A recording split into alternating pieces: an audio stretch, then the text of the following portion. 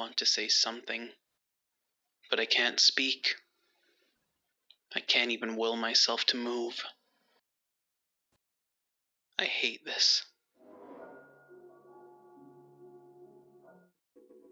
Hello everybody, it's me, Dregobob.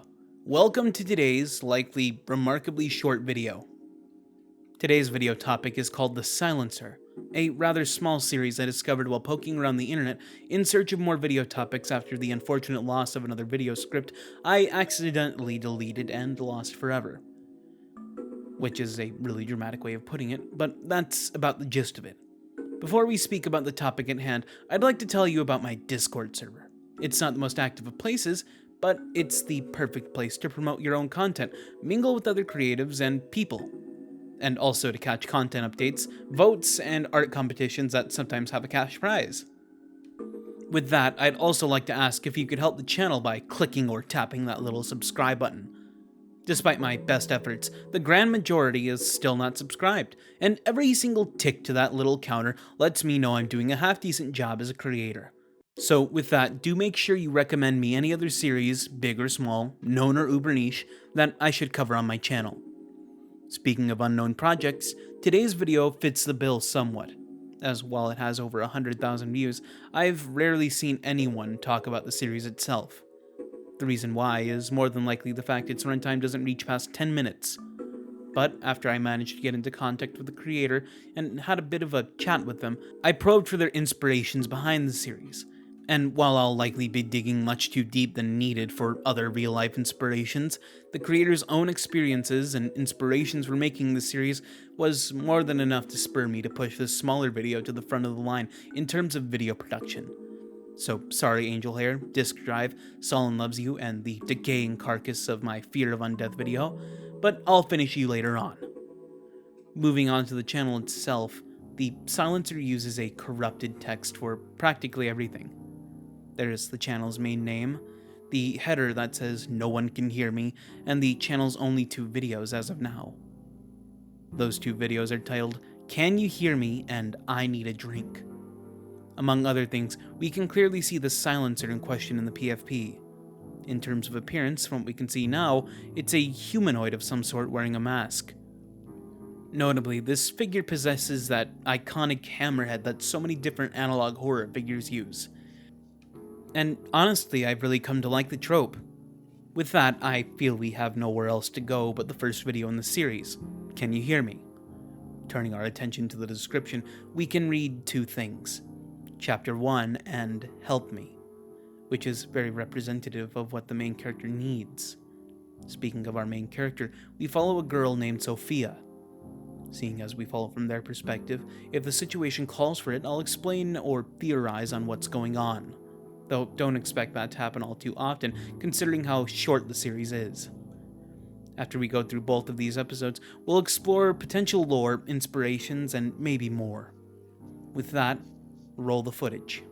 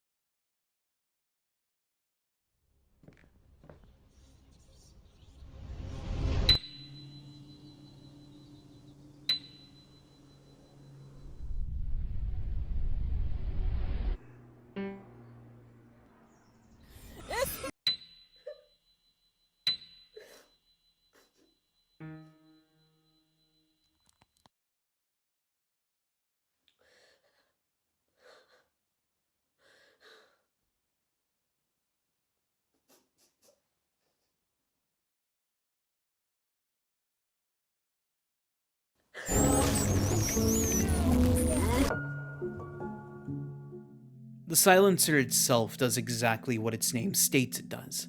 It silences those under its thrall, completely changes the actions they take, and if the need arises, completely erases things they do. For instance, when Sophia shatters a plate on the floor, we also see it changing what people say firsthand here, where Sophia is asked if they're doing okay, only to say, yeah, Giulio's on the way, when in reality, we know they really aren't fine. The silencer itself's motives aren't known, but like many creatures and horrors that appear on this channel, it likely seeks only to bring pain and torment for no other reason than the fact it enjoys it, and that it can. But to truly understand what it is and does, we need to dive into the series' inspirations and very, very real meaning. But that comes much later. For now, we'll turn our attention back to the silencer itself. We don't yet have concrete evidence as to what it is, purely because I have yet to show you the second episode and everything I've come to understand about the silencer. We don't know just yet what its nature is, but it doesn't want people to know about it. At least people beyond its chosen victims, as it changes what they say, alters their actions, reverses any outbursts they may have, and constantly stalks our protagonist. One thing I find interesting is the fact it completely alters the world around its chosen victim too. The clearest examples we have are at the very beginning of the episode when we see its first appearance. This first appearance involves the world outside being completely blotted out, a darkness falling over and consuming practically everything beyond the apartment the series is set in. The only other time we see a brighter outside world is when we see the series from Vicente's perspective. Speaking of, I haven't exactly been able to identify Vicente's connection to Sophia, and I'm also unsure as to what the point in him seemingly packing a suitcase was. But I'll simply chalk it up to him being a caretaker at this point in time. Temporary, perhaps, with the silencer's toolkit and seeming objective in the form of wanting to make its victims as miserable as possible, as well as all the context clues I could gather in mind. Let's move on to the next episode. The only notable difference in this second episode's video description is "Help Me" is now changed to "Help Us." With that, let's roll the footage.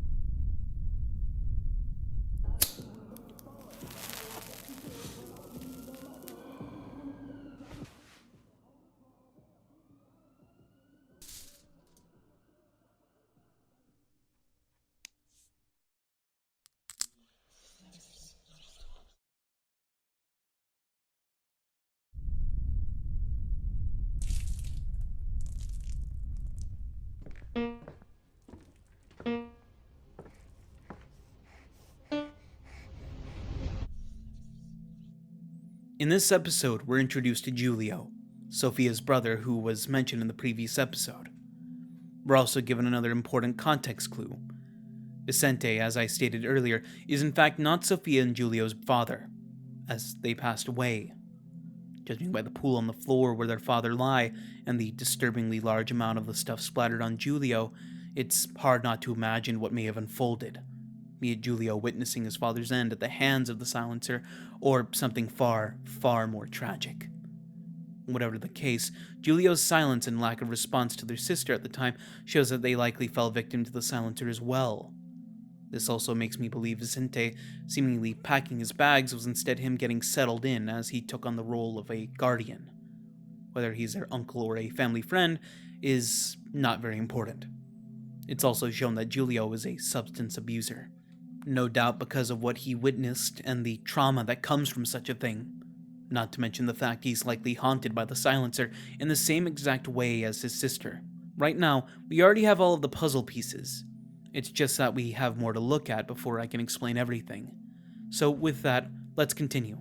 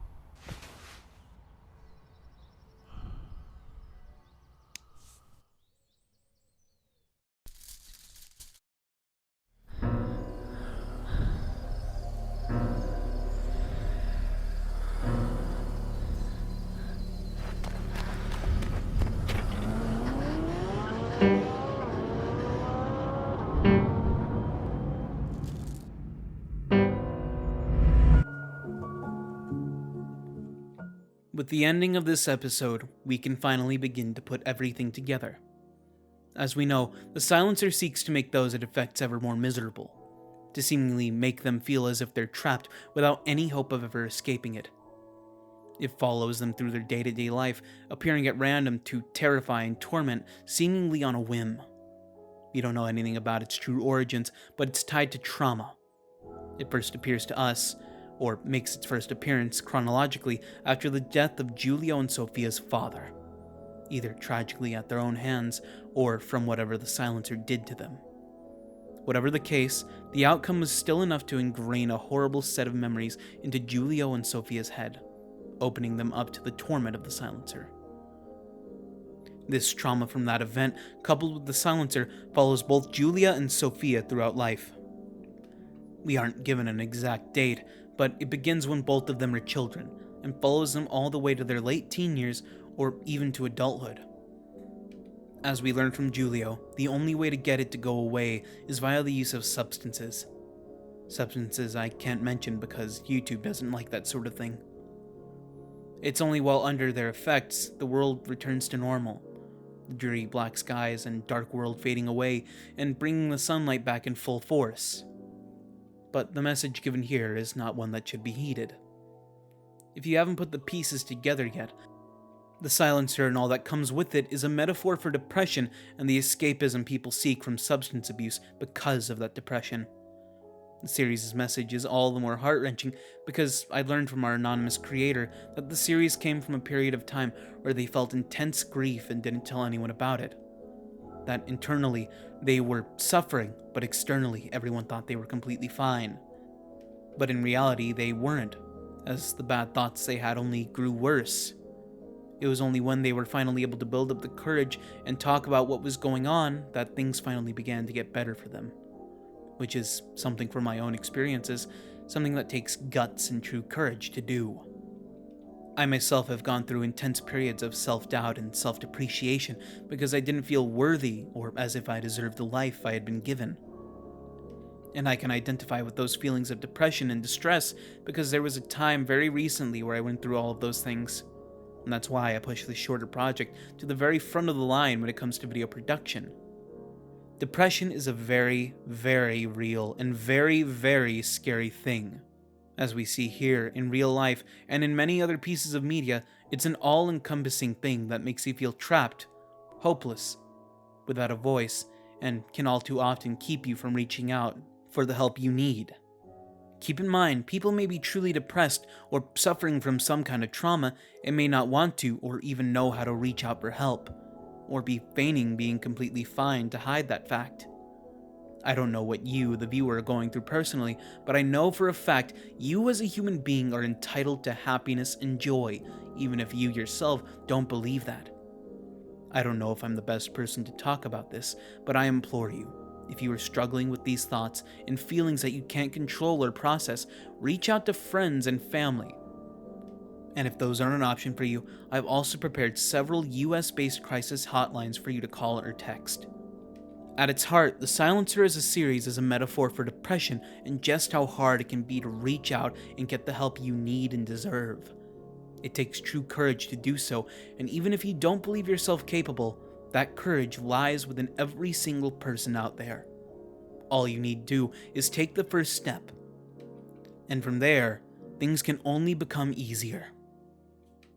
While I would delve further into The Silence's other inspirations design-wise, I wouldn't want to bog down the message I've given here. Instead, I'd like to personally thank each and every one of you here for watching this far if you have.